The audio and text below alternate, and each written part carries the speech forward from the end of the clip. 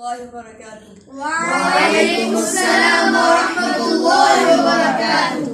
رب اشرح لي صدري ويسر لي أمري واحلل عقدة من لساني يفقه قولي واجعل لي وزيرا من أهلي.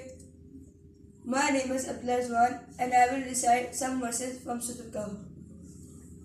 أعوذ بالله من الشيطان الرجيم. بسم الله الرحمن الرحيم.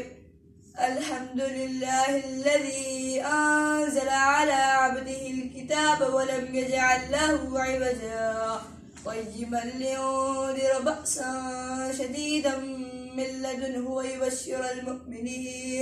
ويبشر المؤمنين الذين يعملون الصالحات أن لهم أجرا حسنا ماكثين فيه أبدا وينذر الذين قالوا اتخذ الله ولدا ما لهم به من علم ولا لآبائهم كبرت كلمة تخرج من أفواههم إن يقولون إلا كذبا. صدق الله العظيم.